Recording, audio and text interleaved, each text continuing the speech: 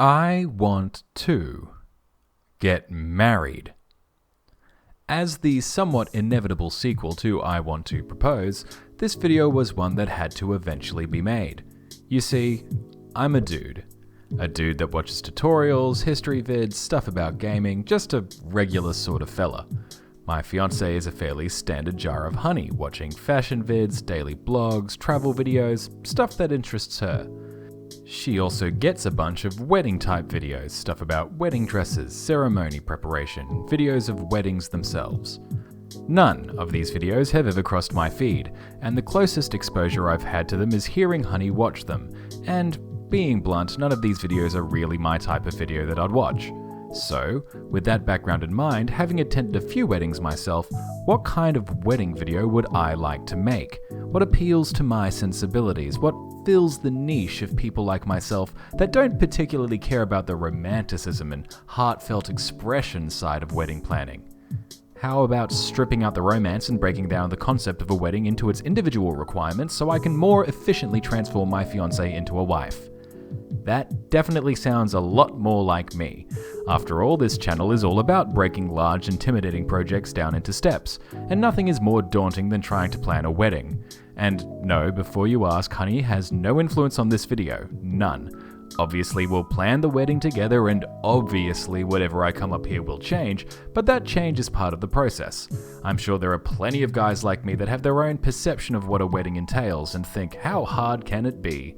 But that's part of the journey, part of the experience. I want you all to experience along with me having my preconceived notions ruthlessly crushed, my best laid plans torn to shreds, and my erroneous expectations expertly extinguished in real time. So, without further ado, let's get into my favorite part, the plan. To conceive of what makes up a wedding, you first must start with some basics and break those down. So, based on my experiences with weddings, these are the core pillars. The bridal party, the guests, the ceremony, the reception, and special cultural implementations. With these 5 pillars standing, we can break down what makes up those pillars. So first, the bridal party. The bridal party consists of, when talking about myself and my fiancée, the bride and groom, bridesmaids and groomsmen, flower girls, and ring bearers. While the bride and groom are accounted for, Honey and I actually need to choose the rest of these people. We have already actually talked about our potential bridesmaids and groomsmen, and we've got some people in mind. We're thinking 3 each is a healthy number. It also seems like I'll be doing 2 fellas and a Sheila, and Honey will be doing the inverse. We also have to pick our best man and maid of honor respectively. I'm not sure about the ceremony of asking your best man to be your best man. Honey thinks it involves a present or something.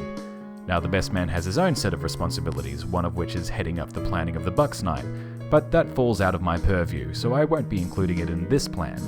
Similarly, we have to choose, if we ever want them, flower girls and ring bearers. Flower girls are usually very young girls. I've seen a range from about a year old to about 6 years old. As for ring bearers, well, I've once seen a dog used as a ring bearer, but usually I've seen the best man bear the rings. Though at a family friend's wedding, they had a young nephew bear the rings for them. I'm personally fine without, and no prepubescent girls spring to mind when it comes to a flower girl anyway. It'd be hilarious if Nugget, our cat, could bear the rings, but I think it's a hilarious idea on paper, and in reality would likely go horribly wrong. Once the members of the bridal party are decided, then we need to plan for outfits. The bride requires her wedding dress or wedding outfit if dresses aren't your thing. The groom requires his wedding suit. It's very normal for the bridesmaids to have matching outfits and groomsmen to have matching suits. Whether we need to plan an outfit for the flower girl or ring bearer is another question. Normally we would trust their parents to decide an appropriate outfit for them. So, to finalize those items and set them into the plan, we need to choose our bridesmaids and groomsmen, we need to formally ask them to be our bridesmaids and groomsmen, we need to ask the maid of honor and best man to be just that, we need outfits for the bridesmaids and groomsmen, we need to choose if we'll have or who will be our flower girl, and if we choose one, ask them, or I suppose their parents. Same with the ring bearer. Then I'll need a dashing suit, which should be easy enough, and the hardest part, the bride's wedding dress. On to the next pillar.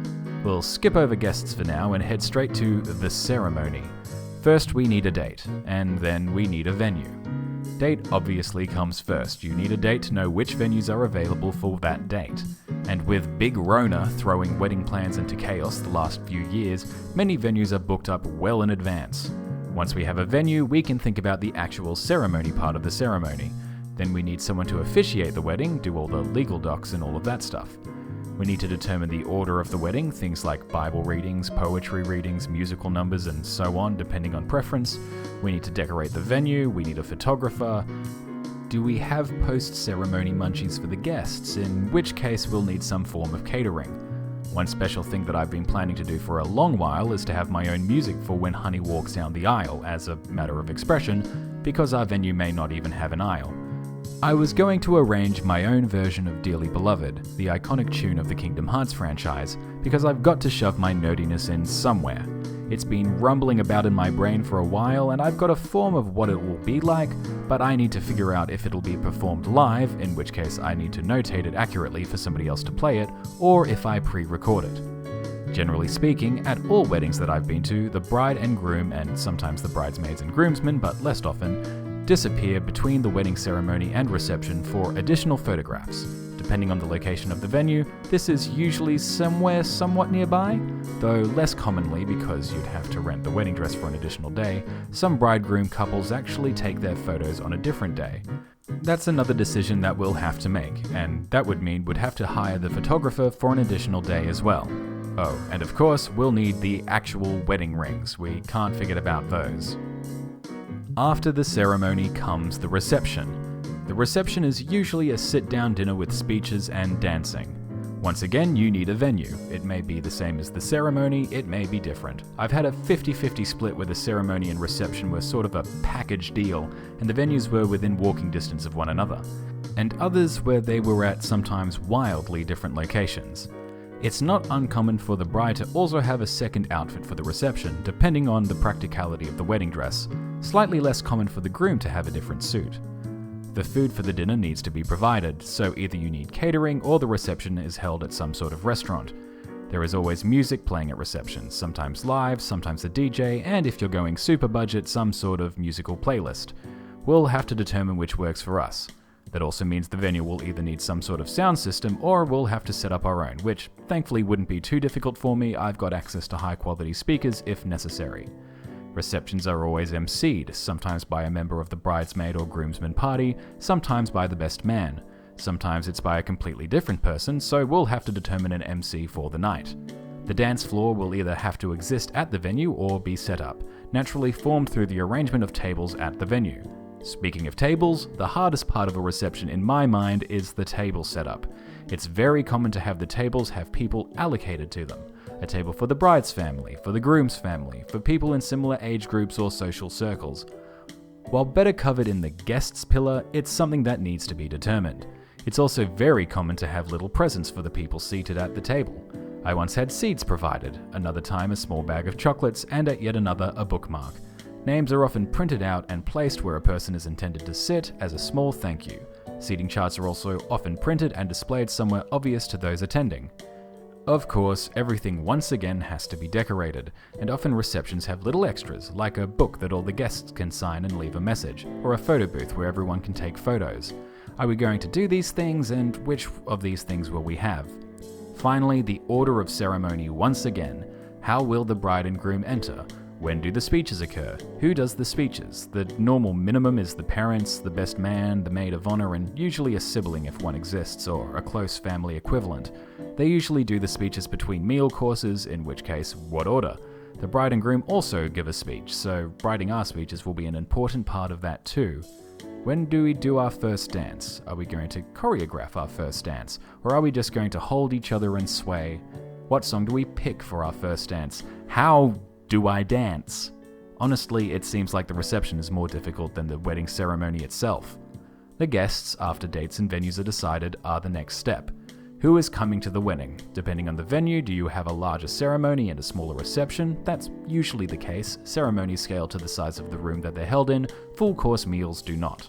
Who do you invite to the reception as opposed to the ceremony? Who do you love more? How do you send invitations? Do you handprint them? Do you first send out a save the date and then send the actual invitation later? Do you just email them, make a Facebook event? What level of invitation are we talking about? Do we accept gifts? I mean, Yes, but how guilty do we pretend to be about it? Do we take on the time-honored Asian tradition and accept red packets, or do we create a gifts registry?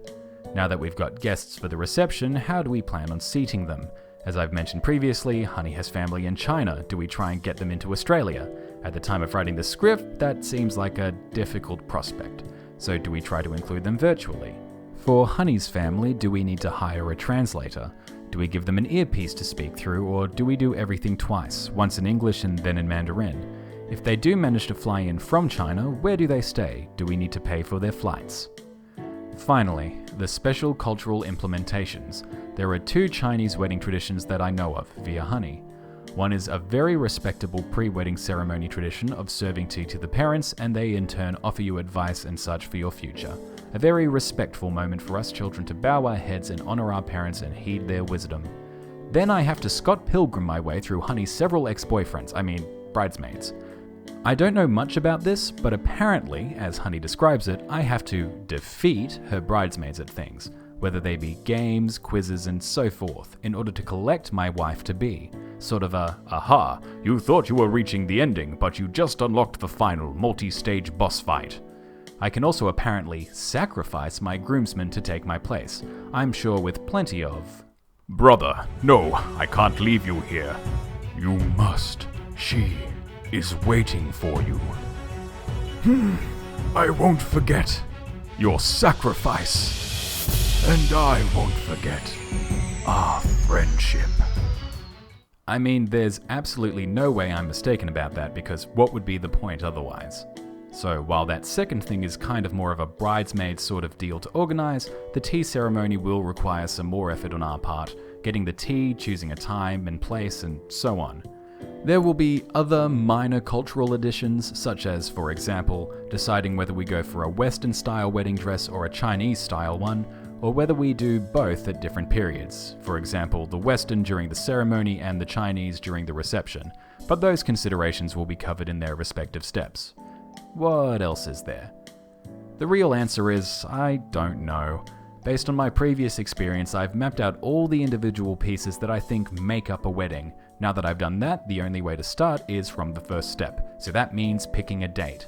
And that means that this solo project transforms into a collaborative one. Either way, thank you for joining me. If you want to see part 2, though there may be a larger gap than usual between parts when compared to my other series of projects, you should subscribe to stay notified. An obvious question for whoever's listening, what did I forget? What super obvious thing that I'll be kicking myself about has completely slipped my mind? Please let me know in the comments down below, and Honey and I will both appreciate your assistance in planning our wedding. After all, it's we attempt new things, not I attempt new things. Thank you all for watching, and I hope you have a fruitful day.